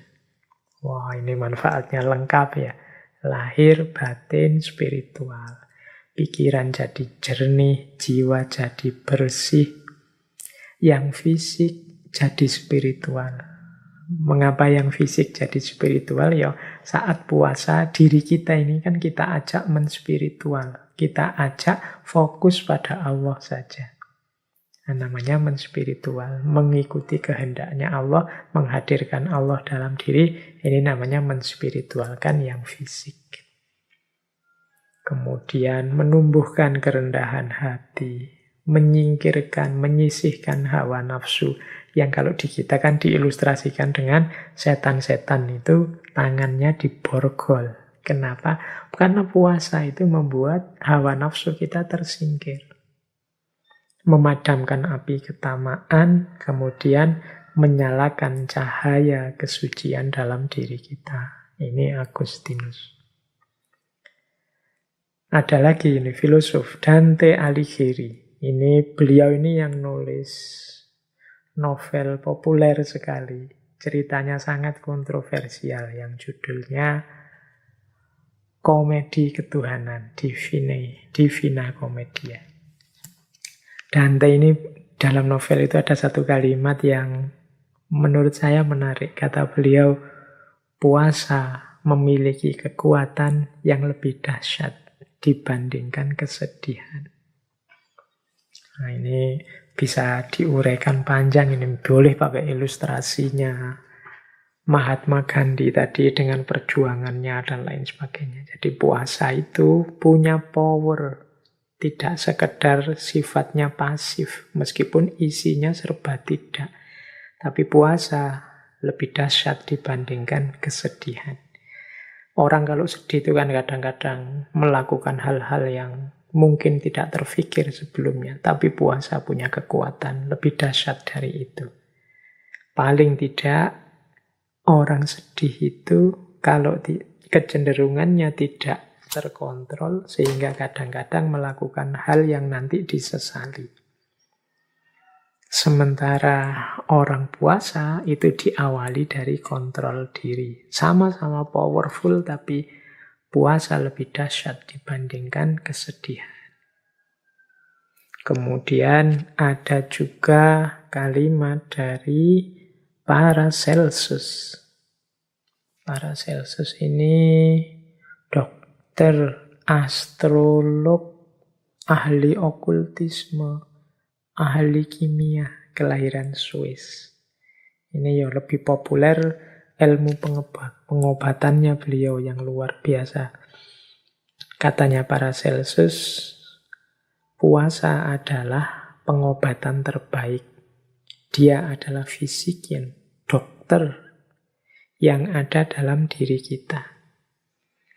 Jadi ternyata dalam diri kita ada dokternya, apa? Puasa. Itu Paracelsus yang bicara ini. Kalau yang ngomong, kadang-kadang kita itu kan agak genit. Kalau yang ngomong para ulama kita, kadang kita nganggapnya, itu dogmatis, itu tradisional. Ini yang ngomong dokter, ahli astrologi, ahli kimia. Kemudian jangan lupa Benjamin Franklin yang sering disebut sebagai bapak pendirinya Amerika Serikat yang kita kenal sekarang. Katanya Franklin, obat terbaik itu ada 2, yaitu istirahat dan puasa. Ini Benjamin Franklin ya yang bicara. Nah, ya nggak perlu saya jelaskan, teman-teman sudah ngerti mengapa kok istirahat dan puasa itu jadi obat terbaik. Ini lebih menarik. Fyodor Dostoyevsky. Ini filosof eksistensialis sejajar dengan Sartre dan kawan-kawan, asal Rusia. Kapan-kapan kita bahas beliau. Nah, kata beliau menarik. Beliau bilang begini, ketaatan, puasa, dan doa itu sering ditertawakan. Padahal hanya melalui hal tersebut terdapat jalan untuk kebebasan sejati. Aku memotong keinginan tak terkendali dan tidak penting. Aku tundukkan kesombongan dan ketamaanku dan kuhukum ia dengan kepatuhan. Dan dengan pertolongan Tuhan, aku mencapai kemerdekaan jiwa dan kenikmatan spiritual. Nah, ini Dostoyevsky. Jadi, kata beliau, mungkin orang-orang hari ini, orang-orang modern yang baru mengalami renaisan, menertawakan kepatuhan pada agama, menertawakan puasa, menertawakan doa. Padahal menurut Dostoyevsky, ketaatan, puasa, dan doa itu bisa menjadi jalan bagi kebebasan yang sejati. Kebebasan yang sejati ini kan yang diimpikan oleh para filsuf eksistensialis. Katanya Dostoyevsky, untuk menemukan kebebasan sejati itu, aku memotong keinginan tak terkendali dan tidak penting. Jadi justru kebebasan itu akan ketemu tidak dengan mengumbar keinginan, tapi dengan membatasi keinginan. Termasuk membuang keinginan yang tidak penting. Kemudian aku tundukkan kesombongan dan ketamaanku. Jadi mengalahkan sombong dan tamak. Orang yang sombong dan tamak tidak akan menemukan kebebasan sejati. Karena justru dia akan dibelenggu oleh kesombongan dan ketamaannya. Dan kuhukum dia dengan kepatuhan. Jadi untuk menundukkan kesombongan, ketamaan itu jalannya ya patuh, taat. Dan dengan pertolongan Tuhan, aku mencapai kemerdekaan jiwa dan kenikmatan spiritual.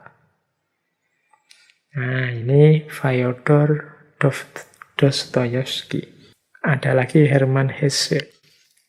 Beliau ini penyair, novelis, spiritualis dari Jerman.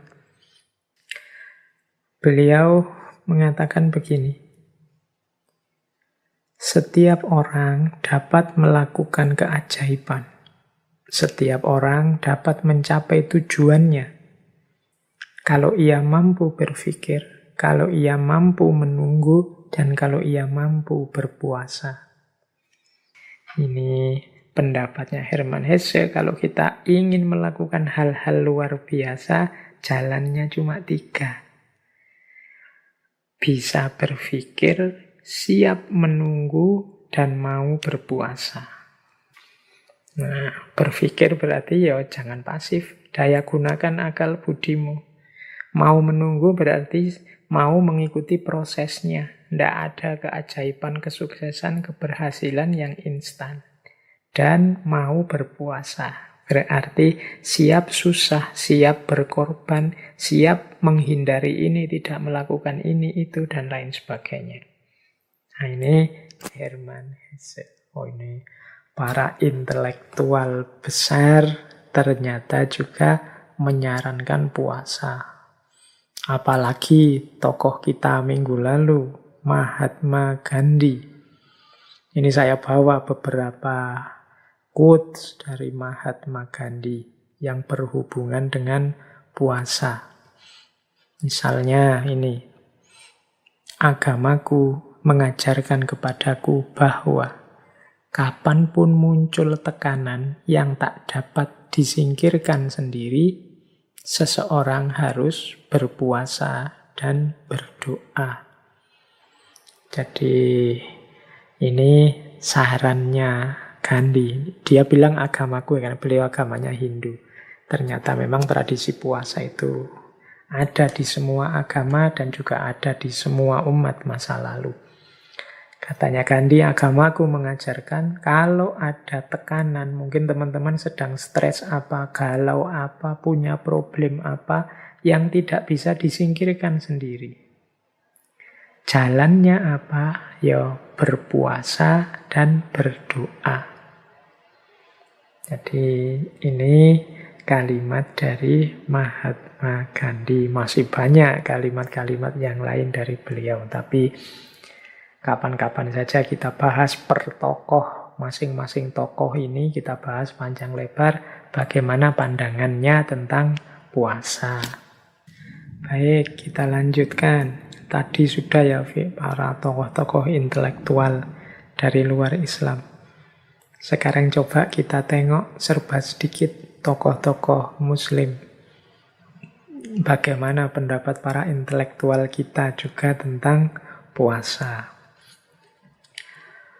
Saya membawa beberapa tokoh. Nanti kita akhiri dengan 2 tokoh idola kita, Jalaluddin Rumi dan Suhrawardi Al-Maktul. Saya bawa misalnya, ini ada pendapat bagus dari Syekh Waliullah Ad-Dihlawi. Syekh Waliullah Ad-Dihlawi ini Yo, pembaharu Muslim, ahli hadis, ahli sejarah, ahli filsafat, ahli teologi. Dia ini pelopor modernisme dalam dunia Islam. Beliau menyatakan begini tentang puasa. Kata Syekh Dehlawi, puasa itu adalah tiryak. Tiryak itu penawar bagi racun-racunnya setan, kata Syekh Dehlawi. Dengan puasa, Anda memukul, menghancurkan naluri kebinatangan atau al-bahimiyah yang mungkin selama ini menguasai diri Anda. Nah, ini bisa dilihat dalam Hujjatullahil Balighah, karya beliau. Jadi, bagi Syekh Dehlawi, puasa itu adalah semacam, kalau bahasa hari ini ya, detoksifikasi spiritual. Dalam diri kita ini kan banyak racun-racunnya yang mengotori batin kita, sehingga spiritualitas kita terhambat. Nah, obatnya dari kekotoran-kekotoran jiwa itu antara lain ya puasa. Dialah yang menjadi tiryak.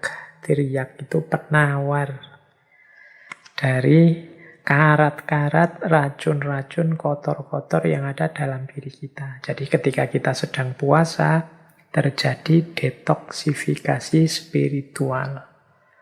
Ya tentunya yang puasanya sungguh-sungguh ya, bukan yang puasa hanya formalitas untuk mendapatkan, untuk menahan lapar dan haus saja.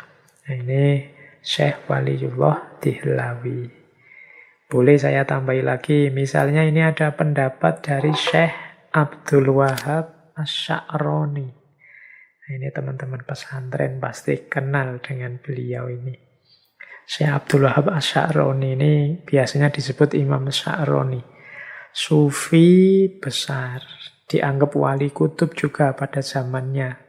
Beliau ini gelarnya Imamul Muhaqqiqin wa Zudwatul Arifin. Beliau ini selain ahli sufi, juga ahli fikih, juga ahli hadis. Beliau menulis 60 lebih kitab. Ya kebanyakan bercorak tasawuf. Misalnya Lataiful Minan, Tambihul Muhtarin, dan lain-lain. Teman-teman yang suka kajian tasawuf harusnya kenal tokoh ini. Kisah-kisah tentang karomah beliau juga banyak. Kalau yang muda-muda kan biasanya yang diincer ya cerita-cerita karomahnya ini. Nah, kata Syekh Abdul Wahab Asy-Sya'rani, puasa itu membawa kita kepada woyah an-nuroniyah. Woyatun nuroniyah. Jadi tujuan nuroniyah. Nur itu cahaya. Nuron berarti pencerahan. Jadi membawa kepada pencerahan batin kita. Juga peneguhan rohani. Dan juga melahirkan berbagai kebajikan saat kita berpuasa. Jadi puasa itu mencerahkan batin kita, memantapkan rohani kita. Dia melahirkan banyak sekali kebaikan. Nah, ini Tambihul Muhtarin, Syekh Abdul Wahab Asy-Sya'rani. Nah, ini boleh juga kita jadikan referensi. Jadi ternyata pencerahan batin kita, laku kita untuk membuat diri kita bercahaya antara lain bisa melalui jalur puasa.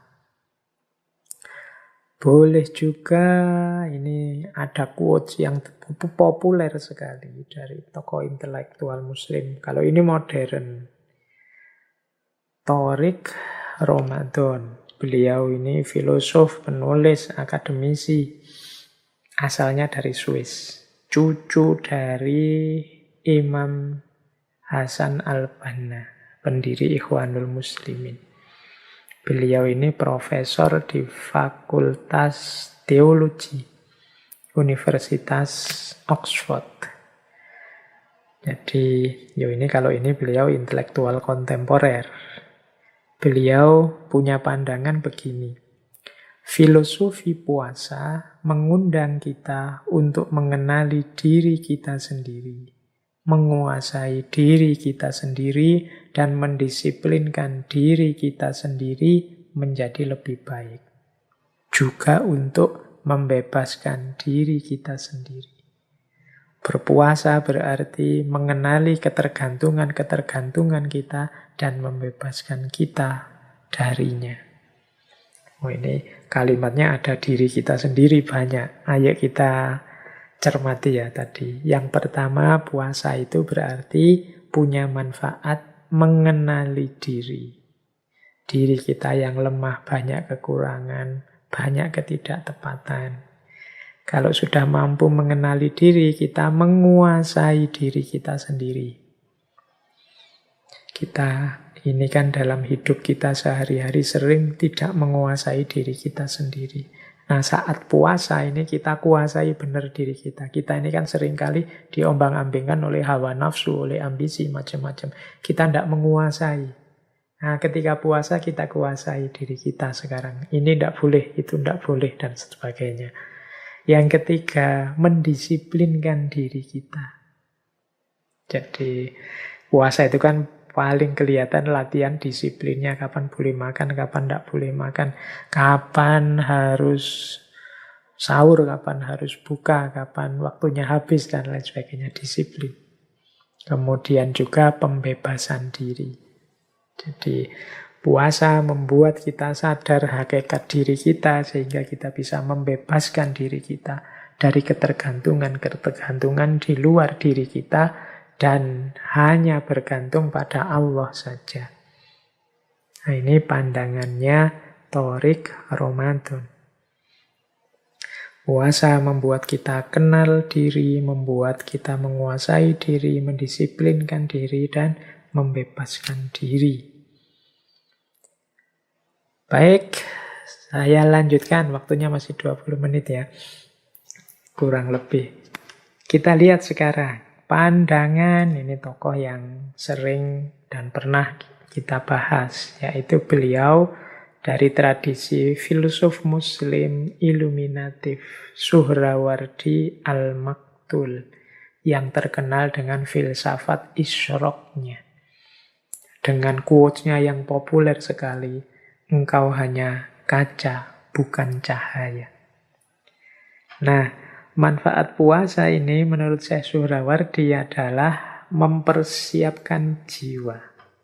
Membuat diri kita terlepas dari penjara materi. Dan siap untuk mendapatkan cahayanya Allah. Kata Syekh Suhrawardi, puasa itu mempersiapkan diri kita sebelum memperoleh pengetahuan. Makanya Syekh Suhrawardi, ini ada kisah begini, menyarankan orang yang ingin membaca kitab filsafatnya, yang judulnya Hikmatul Isyrok itu, oleh Syekh Suhrawardi disarankan puasa dulu 40 hari. Mengapa harus puasa 40 hari? Katanya Syekh Suhrawardi, kalau tidak puasa, orang yang membaca kitab itu tidak akan dapat manfaat apa-apa. Paling hanya menemukan kumpulan huruf-huruf mati. Mungkin hanya ngerti maksudnya tapi tidak akan berpengaruh terhadap hidupnya. Jadi puasalah dulu, kata Syekh Suhrawardi, 40 hari. Kalau sudah puasa, maka selama 40 hari ini menunjukkan orang ini sudah terbebas dari penjara materi. Kalau dia sudah bebas dari penjara materi, maka jiwanya sudah jernih dan siap untuk memantulkan cahayanya Tuhan atau pengetahuan. Jadi mungkin kemarin ada yang tanya ketika ada quotes, engkau kaca bukan cahaya, dan kemudian bagaimana Pak cara membersihkan batin yang seperti kaca itu, antara lain kalau tipsnya Syekh Suhrawardi ya dengan puasa. Puasa akan membuat kita lepas dari penjara materi dan kita masuk kelompok namanya Ikhwanut Tajrid. Nah, ini pandangan dari Imam Suhrawardi. Berarti ya kesimpulannya puasa itu menjernihkan jiwa, membuat kita lebih mudah menangkap pengetahuan yang merupakan cahayanya Allah. Ini boleh dipakai sebagai tips oleh para mahasiswa, para pelajar yang menanyakan apa manfaatnya puasa. Kemudian kita jelajah lagi. Ini waktunya tambah mepet. Misalnya saya ambil lagi pandangan Syekhul Akbar, Ibnu Arabi. Apa sih puasa itu? Manfaatnya apa? Hakikatnya apa? Menurut Ibnu Arabi, puasa itu yang pertama-tama rahasianya adalah pencegahan dan peninggian. Ini semacam yin yang tadi. Harusnya orang itu kalau dicegah ya tambah tidak bisa berkembang. Tapi kebalikannya dalam puasa, orang yang dicegah tapi dia semakin tinggi. Dicegah fisiknya tapi semakin tinggi level spiritualnya. Jadi menurut Ibnu Arabi, puasa itu pencegahan dan peninggian. Ini yang pertama.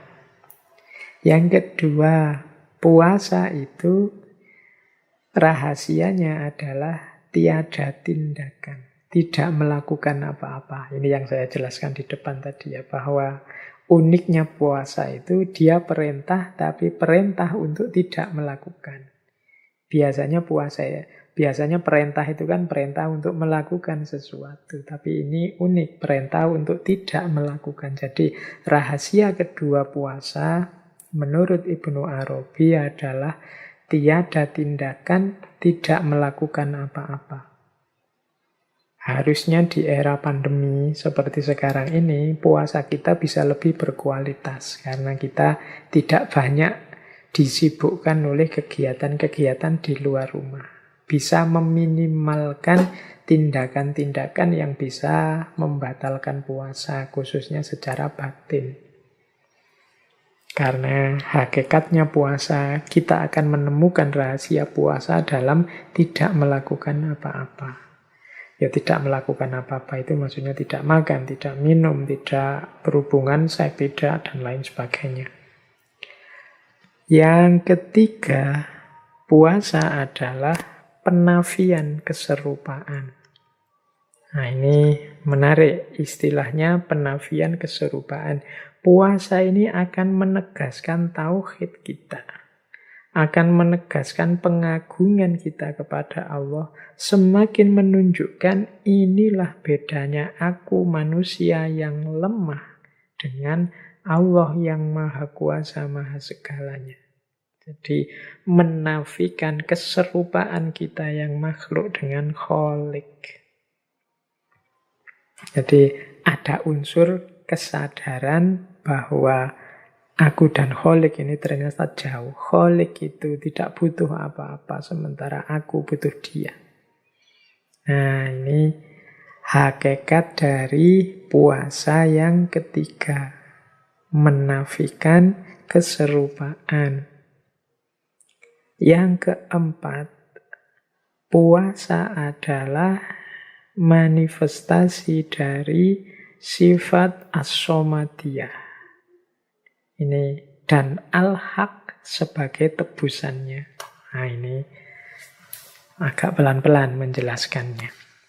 Jadi teman-teman mungkin masih ingat ya salah satu sifatnya Allah, Allahus Somad. Jadi Allah satu-satunya tempat bergantung. Allah yang tidak tergantung apapun. Allah yang tidak butuh makan, tidak butuh minum, tidak tergantung pada makan, tidak tergantung pada minum. Itu sifat as-somadiyah. Dia tidak tergantung apapun, tapi semua makhluk bergantung padanya. Sifat as-somadiyah. Dari aspek puasa, as-somadiyah ini melatih manusia sebagaimana Allah yang tidak tergantung. Jadi di situ ada pelajaran tentang as-somadiyah, ketidaktergantungan. Manusia yang semula tergantung sama sekali dengan makan, latihan untuk tidak tergantung dengan makan. Ini dari sisi fisiknya, nanti dari sisi batinnya juga begitu. Tidak tergantung pada dunia, tidak tergantung pada ambisi, tidak tergantung pada jabatan, tidak tergantung pada target-target yang tidak penting, dan lain sebagainya. Jadi ini manifestasi dari sifat Allah as-somadiyah. Maka puasa ini terus unik, khusus, istimewa. Sehingga Allah menyatakan, wa ana atsibihi. Dan akulah yang akan membalasnya. As-sawmuli wa ana atsubi. Makanya Allah sebagai tebusannya. Seorang hamba yang bersusah payah untuk melepaskan ketergantungannya. Sebagaimana Allah yang tidak tergantung apapun, bahkan dia jadi tempat bergantung. Ini kan perjuangan berat. Padahal sebelumnya sudah ditegaskan bahwa makhluk itu jauh, tidak mungkin setara, tidak mungkin serupa dengan Allah. Tapi orang-orang yang berpuasa ini berjuang mengatasi ketergantungannya dari selain Allah kepada Allah saja. Ini ada takholak bi ahlakillah dalam konteks as-somadiyah. Makanya perjuangan ini dibalas langsung oleh Allah, wa ana atsibihi. Makanya al-haq sebagai tebusannya. Nah, ini puasa kalau dalam perspektifnya Ibnu Arabi. Pencegahan dan peninggian, tiadanya tindakan, penafian keserupaan, dan juga manifestasi dari sifat as-somadiyah. Memang beliau ini ya sufi, jadi pandangan-pandangannya coraknya sufi. Sama seperti Suhrawardi tadi, karena beliau juga sufi, filosof, pandangan-pandangannya ya coraknya sufi, filosof. Baik, saya lanjutkan. Nah, sekarang kita ketemu tokoh terakhir kita, yaitu Jalaluddin Rumi. Ini kalau sudah membahas Maulana Rumi, mau tidak mau kita harus bertemu syair-syair beliau. Nah, sesi kita malam hari ini kita akhiri dengan syair-syair dari Maulana Jalaluddin Rumi yang berhubungan dengan puasa. Ini saya membawa beberapa, nanti ada yang panjang, ada yang saya potong-potong. Misalnya ini untuk menggambarkan pandangan beliau tentang puasa dari Masnawi. Saat mulut ini tertutup, mulut lainnya akan terbuka untuk siap menerima jamuan rahasia. Tahanlah bibirmu dari makan dan minum, bergegaslah menyambut hidangan langit. Ini secara sufistik Maulana Rumi ingin menjelaskan bahwa ya kalau mulut duniawi kita ini sangat sibuk, terbuka terus-menerus, tidak kita tutup-tutup. Ini kan semacam mulut yang menghadap ke arah dunia. Maka mulut ukhrawi, mulut yang satunya, yang berhubungan dengan langit, berhubungan dengan Allah, ya pastinya tidak akan kita perhatikan. Pastinya nanti dia terlantar, tidak pernah jadi fokus kita. Saat kita puasa, di balik mulut duniawi ini yang setiap hari terbuka, sekarang ditutup.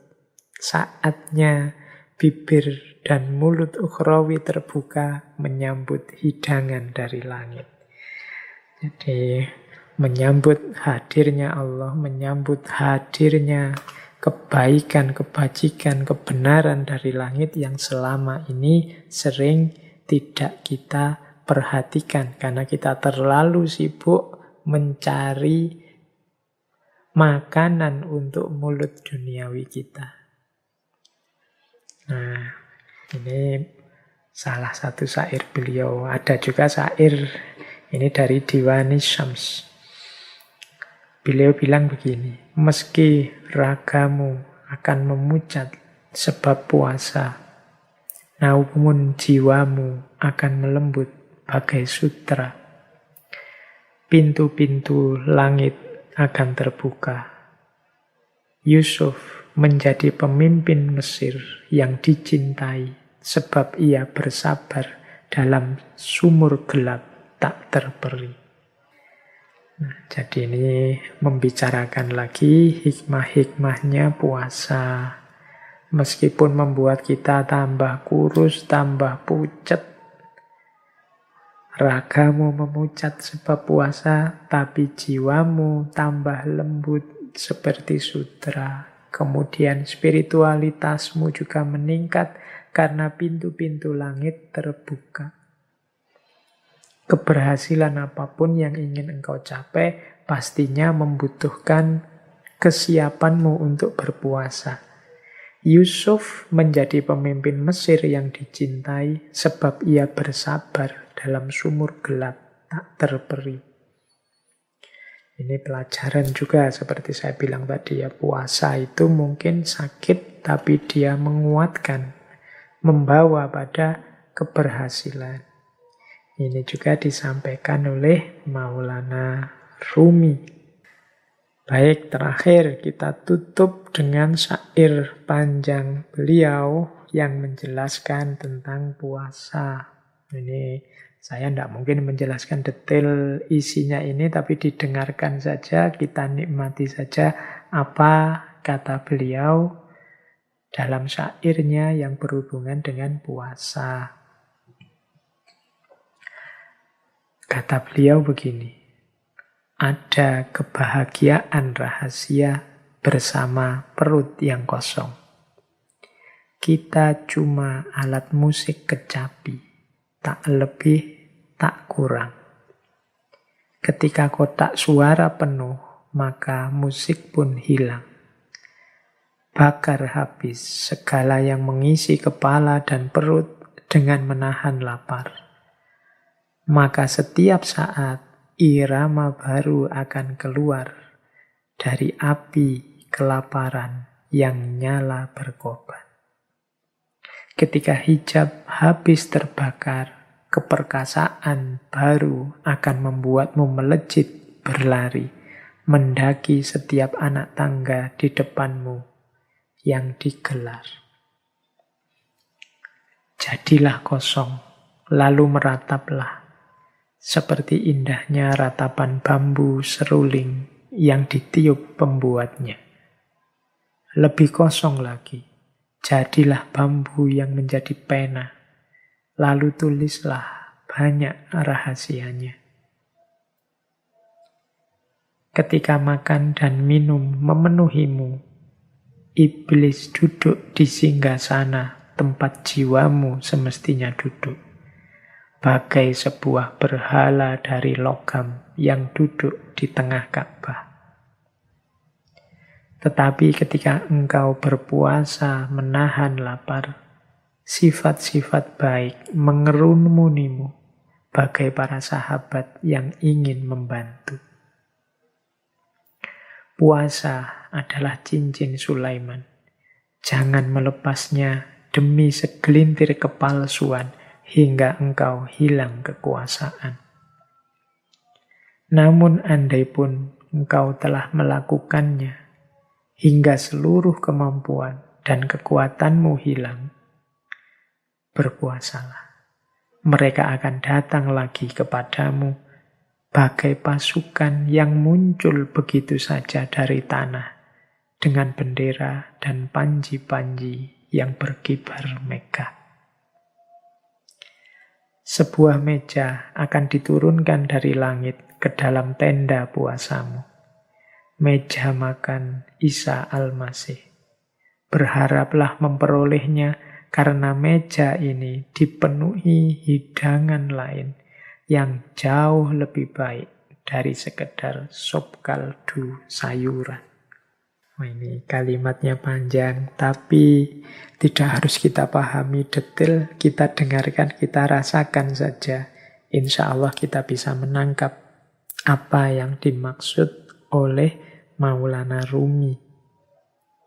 Jadi paling tidak dari syair ini kita bisa menangkap rahasia puasa sebagai yang pertama, yang membakar habis hijab yang menghalangi kita dari Allah. Dan nantinya memberikan kekuatan baru pada kita sehingga kita bisa menaiki tangga-tangga spiritual. Yang kedua, puasa membuat kita bisa menyingkirkan segala yang tidak penting, segala yang tidak esensial dalam hidup kita. Sehingga suara kebenaran kita, keindahan ekspresi kebaikan kita akan lebih murni, lebih keras terdengar oleh orang lain. Kemudian yang ketiga, puasa berarti juga menyingkirkan iblis yang duduk dalam diri kita. Iblis itu berarti ambisi, hawa nafsu, hasrat-hasrat keduniaan yang negatif. Ini bisa bersinggah sana, bertahta dalam diri kita karena kita sibuk makan dan minum. Dan mereka duduk di atas tumpukan sampah makan dan minum kita. Maka ketika kita berpuasa, menahan lapar, kembali lagi kebaikan-kebaikan dalam diri kita, iblis yang duduk di singgah sana tadi akan tersingkirkan. Kemudian di bagian sebelum akhir itu, beliau menjelaskan mungkin ada kalanya puasa kita itu palsu. Puasa kita tidak sejati. Sehingga kita kehilangan manfaatnya, kehilangan dayanya. Kalau sudah begitu bagaimana? Tidak masalah, puasalah lagi. Ketika kita puasa lagi, maka hakikat dan manfaat puasa akan hadir kembali. Dan seterusnya. Ini maksudnya secara umum itu dari syairnya Maulana Rumi tadi. Baik teman-teman, saya kira sesi kita malam hari ini sudah cukup. Semoga yang kita bahas malam hari ini setidaknya semakin membuat kita mantap untuk berpuasa secara sungguh-sungguh. Semoga puasa kita naik level sebagaimana Imam Ghazali yang punya kategori awam, khawas, khawasul khawas. Saya tidak tahu teman-teman ada di level mana, tapi semoga puasa kita semakin berkualitas, semakin berkualitas. Sudah sejak kecil kita berpuasa. Seandainya manfaat puasa itu selalu penuh, selalu seperti ideal yang kita jelaskan hari ini, harusnya kita ini sudah jadi manusia yang luar biasa.